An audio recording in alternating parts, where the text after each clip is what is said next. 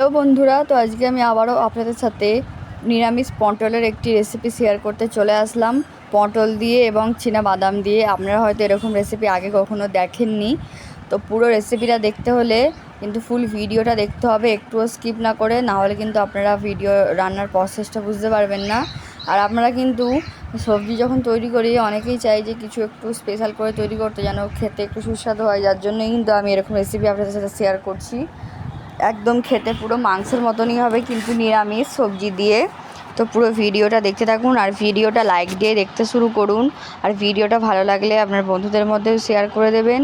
আর চ্যানেলটাকে সাবস্ক্রাইব করতে ভুলবেন না। দেখুন ভিডিওটা শুরু করা যাক।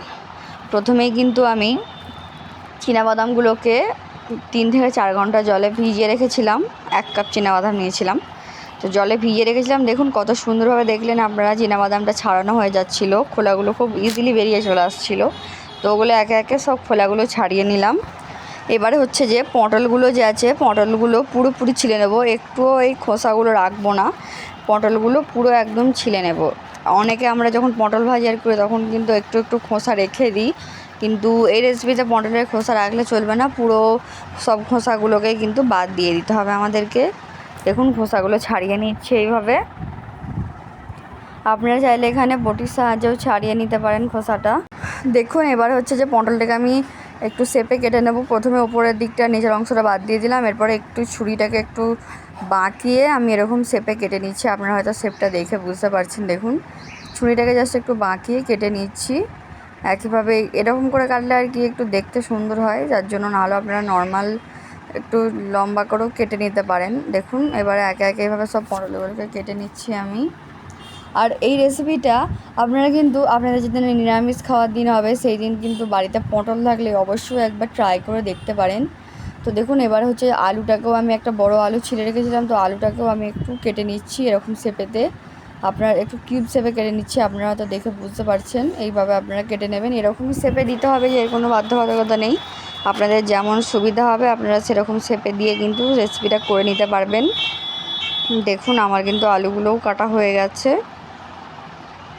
আমি আপনাদেরকে ফুল প্রসেসটা দেখাচ্ছি, এর কারণ হলো যেন আপনারা কোনো একটু পার্ট স্কিপ না করে যান, তাহলে কিন্তু বুঝতে অসুবিধা হবে। আর স্বাদটাও কিন্তু ঠিকঠাক আসবে না রান্নাটা। দেখুন পটল এবং আলু কিন্তু খুব ভালোভাবে আমি ছিলে কেটে নিয়েছি। এবারে হচ্ছে যে বাদামটাকে আমি একটু সিলে বেটে নিচ্ছি। আজকে পুরো রান্নাটা কিন্তু আমি সিলে বাটা মশলাতেই করব। তো আপনারা এটা চাইলে হচ্ছে যে মিক্সিতে ব্লেন্ড করে নিতে পারেন, যেহেতু সিলে বাটতে কিন্তু একটু সময় আর পরিশ্রম বেশি লাগবে। চাইলে আপনারা একটু মিক্সিতে এটা ব্লেন্ড করে নিতে পারবেন। দেখুন আমার কিন্তু বাদামটা বাটা হয়ে গেছে, আমি সরিয়ে নিচ্ছি। এবার এখানে আমি ধনে, কাঁচা লঙ্কা এবং জিরেকে বেটে নেবো একসাথে। সিলে বাটা মশলার রান্নার কিন্তু স্বাদ আলাদাই হয়, এটা কিন্তু আপনারা অবশ্যই একবার ট্রাই করে দেখতে পারেন এভাবে সিলে বেটে। তো দেখুন খুব ভালোভাবে এবারে আমি একটু জল দিয়ে এগুলোকে বেটে নেব। মানে এটা গোটা ধনে নিয়েছি, গোটা জিরে, আর এখানে 2টো কাঁচা লঙ্কা নিয়েছি। কাঁচা লঙ্কার পরিমাণটা আপনারা কম বেশি করে নেবেন, কারণ আপনারা এবার যারা যেমন ঝাল খান সেরকম কম বেশি করে নেবেন। দেখুন এটা কিন্তু প্রায় বাটা হয়েই গেছে। এবারে হচ্ছে যে আমি আরও একবার বেটে এভাবে তুলে নেব মশলাটা। দেখুন এবারে কিন্তু আমি প্যানেতে একটু তেল দিয়ে নিয়েছি। এরপর হচ্ছে যে আমি এর মধ্যে পটলটাতে একটু নুন হলুদ মাখিয়ে রেখেছিলাম, পটল আর আলু দুটোতেই। তো প্রথমে আমি পটলটাকে দিয়ে দিচ্ছি। আমাদেরকে কিন্তু পটল এবং আলু দুটোকেই একটু ভাজা ভাজা করে নিতে হবে। দেখুন আমি কিন্তু দিয়ে দিলাম। এবার এটাকে একটু ভাজা ভাজা করে নেব। দেখতেই পাচ্ছেন আপনারা পটলটা কিন্তু একটু ঢাকা দিয়ে আপনারা চাইলে এখানে একটু সেদ্ধ করে নিতে পারেন। তো আমি ইন্ডাকশানে করছি, যাই 1000 ডিগ্রি ফ্লেমেতে দিয়ে আমি হচ্ছে এটাকে ভাজা ভাজা করে নিচ্ছি। দেখুন এবারে কিন্তু আমি পটল ভাজাগুলোকে তুলে নিচ্ছি একে একে। তেলটা কিন্তু আপনারা একটু কম ইউজ করার চেষ্টা করবেন রান্নাতে। দেখুন আবার যতটা পরিমাণ তেল লাগবে আমি একটু দিয়ে দিলাম। এরপরে হচ্ছে আলুগুলোও দিয়ে দিলাম। আলুগুলো হচ্ছে সেম প্রসেসেই আমরা ভাজা ভাজা করে নেব। দেখুন আমি কিন্তু আলুটাকে সেদ্ধ করে নিয়েছি, দেখতে পাচ্ছেন। মানে ঢাকা দিয়ে সেদ্ধ করে নেওয়ার পর একটু লাল লাল করে ভাজা ভাজা করে নিয়েছি। এটা কিন্তু আমি ননস্টিকের প্যানে করছি, যার জন্য কিন্তু একটুও পরিমাণেও তেল শুষে নেয়নি, এটাই কিন্তু বড় বিষয়। তো আপনারা চাইলে ননস্টিকের প্যানেতে কিন্তু এই রেসিপিগুলো ট্রাই করে দেখতে পারেন। খুবই ভালো কোয়ালিটির হয় কিন্তু এই প্রেস্টিজের ননস্টিকের প্যানগুলো। দেখুন আমি তুলে নিলাম। এরপরে হচ্ছে যে আরেকটু পরিমাণে তেল দিয়ে দিচ্ছি, যতটা আমার তেল প্রয়োজন হবে। এবার হচ্ছে আমি এখানে 2টো শুকনো লঙ্কা দিয়ে দিলাম, তেজপাতা দিয়ে দিলাম। তেজপাতা দেওয়ার পর এবার হচ্ছে যে আমি এর মধ্যে একটু 5 ফোড়নের ফোড়ন দেবো, তো 5 ফোড়ন দিয়ে দিলাম। 5 ফোড়ন দেওয়ার পর এবারে খুব ভালোভাবে সব উপকরণগুলোকে ভাজা ভাজা করে নেব। ভাজা ভাজা করে নেওয়ার পর এবার হচ্ছে যে আমি এর মধ্যে 1 চামচ পরিমাণে আমি আদা রসুন বাটা দিয়ে দিচ্ছি। এটা এখানে কিন্তু রসুন নেই, যেহেতু নিরামিষ, যার জন্য এখানে শুধুমাত্র আদা বাটাই দেওয়া আছে। তো আদার পেস্টটা আমি দিয়ে দিলাম। এরপরে এর মধ্যে হলুদ গুঁড়ো, আর এখানে 1 চামচ পরিমাণে আমি লঙ্কা গুঁড়োটা দিয়ে দিচ্ছি। লঙ্কা গুঁড়ো যেহেতু এই লঙ্কা গুঁড়োটা প্রচুর ঝাল, তো অল্প পরিমাণে আমি দিলাম। এরপর 2 চামচ পরিমাণে আমি লবণ দিয়ে দিলাম।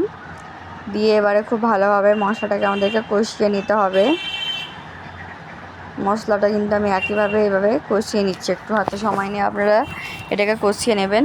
দেখুন এরপরে কিন্তু এর মধ্যে আমি যে আমরা জিরে ধনেটা বেটে রেখেছিলাম সিলেতে, সেই বাটাটা দিয়ে দিলাম।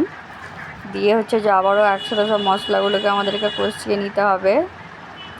এর মধ্যে এবার হচ্ছে যে আমরা সিল ধোয়া যে জলটা, মানে মশলা ধোয়া জলটা আমি দিয়ে দিলাম এর মধ্যে। ওটা দিলে কিন্তু রান্নার স্বাদ দ্বিগুণ হয়ে যায়। আপনারা কিন্তু অবশ্যই করেভাবে দিয়ে ট্রাই করে দেখবেন। দেখুন এবারে হচ্ছে যে দেখুন মশলাটা কেমন ফুটতে শুরু করে দিয়েছে, এখনই দেখে কতটা লোভনীয় লাগছে। তো আমি এটাকে হাতে 5 থেকে 10 মিনিট সময় নিয়ে মশলাটাকে খুব ভালোভাবে আমি কষিয়ে নেব। দেখুন এবারে আমরা সিলেতে যে চীনাবাদামটা বেটে রেখেছিলাম ওটা আমি 1 চামচ পরিমাণে দিয়ে দিলাম। দিয়ে এবারে খুব ভালোভাবে মশলার সাথে মিশিয়ে নেব। দেখুন দেখতে কতটা পরিমাণে লোভনীয় শুধু হয়েছে, দেখেই মন ভরে যাবে, আর সুগন্ধেই কিন্তু পেট ভরে যাবে। এতটাই সুস্বাদু হয় এই রেসিপিটা। আপনারা হয়তো ভাবতেই পারবেন না যে চীনাবাদাম দিয়ে পটলের এত সুন্দর একটা রেসিপি আপনারা যদি এখনও না ট্রাই করে থাকেন, অনেক কিছু মিস করে যাচ্ছেন কিন্তু। দেখুন বাদাম বাটাটা দিয়েও আবারও আমি কষিয়ে নিচ্ছি সেম প্রসেসে। আর এর মধ্যে আমি একটু ফ্যাটানো দই দিয়ে দিচ্ছি 2 চামচ পরিমাণে। দইটা আপনারা পরিমাণ মতো দিয়ে নেবেন। 2 চামচ, আপনাদের যদি একটু গ্রেভি বেশি ভালো লাগে তো দইটা আপনারা পরিমাণটা একটু বাড়িয়ে নিতে পারেন। দেখুন চীনাবাদাম বাটাটা আর দইটা কিন্তু আমি একসাথে দিয়ে দিলাম একই সময়ে। তো এবারে হচ্ছে যে আবারও কষিয়ে নেব খুব ভালোভাবে। দেখতে পাচ্ছেন এখন কিন্তু মশলাটার রঙটা একদমই চেঞ্জ হয়ে গেছে, একটু হালকা হয়ে গেছে, যেহেতু দই আর ওই চীনাবাদাম বাটাটা দিয়েছিলাম। দেখুন এটা যখন এরকম ঘন হয়ে আসবে, এর মধ্যে এবারে ভাজা পটলটা এবং আলুটা আমি দিয়ে দিচ্ছি, যেটা আগে থেকে আমরা ভেজে রেখেছিলাম। এই পর্যায়েতেই কিন্তু আমাদেরকে দিয়ে নিতে হবে ভাজা পটলটা এবং আলুটা। আমি কিন্তু কোনো রকম জল দিয়ে এটাকে কষিনি, নর্মালি এর মধ্যে থেকে যে জলটা বেরিয়েছিল সেটা দিয়ে কিন্তু এটা কষা হয়েছে। তো চাইলে আপনারা আলুর ফাঁকগুলোকে আরেকটু ছোটো ছোটো করে কুচিয়ে নিতে পারেন।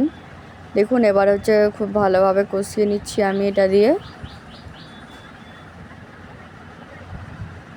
আমার কিন্তু ভালোভাবে এটা কষানো হয়ে গেছে। আমি কিন্তু ফ্লেমটা এই সময় মিডিয়াম ফ্লেমে আপনারা দিয়ে রান্নাটাকে কিন্তু তৈরি করবেন। এরপর দেখুন এর মধ্যে আমি জল দিয়ে দিলাম পরিমাণ মতো। এতে কিন্তু বেশি গ্রেভি রাখলে চলবে না, একটু মাখো মাখো হলেই তবে কিন্তু এর স্বাদটা ভালো আসবে। তো যার জন্য আমি কিন্তু জলটা অল্প পরিমাণে দিচ্ছি, যেহেতু এটা ফুটবে এখনও 10 থেকে 20 মিনিট আমাদেরকে এটাকে ফুটিয়ে নিতে হবে ভালোভাবে পটল এবং আলুগুলো সেদ্ধ হওয়ার জন্য। তো যার জন্যই দেখুন এবারে আমি ঢাকা দিয়ে রেখেছিলাম, আপনাদেরকে মাঝে একবার তুলে দেখিয়ে দিচ্ছি ফাইনাল লুকটা। দেখুন এর মধ্যে এবারে ওপর থেকে আমি চিনি ছড়িয়ে দিলাম। চিনি ছড়িয়ে দিলে কিন্তু এই রান্নার স্বাদটা দ্বিগুণ হয়ে যায়, এতটাই সুস্বাদু হয়। চিনি দিলে কিন্তু প্রত্যেকটা রান্নারই একটা টেস্টটা ব্যালেন্স হয়ে যায়। আর এর উপরে একটু আমি চাট মশলা ছড়িয়ে দিলাম, দিয়েই কিন্তু আমাদের রেসিপি রেডি। ভিডিওটা দেখার জন্য ধন্যবাদ। রেসিপিটা কেমন লাগলো অবশ্যই কমেন্টে জানাতে ভুলবেন না।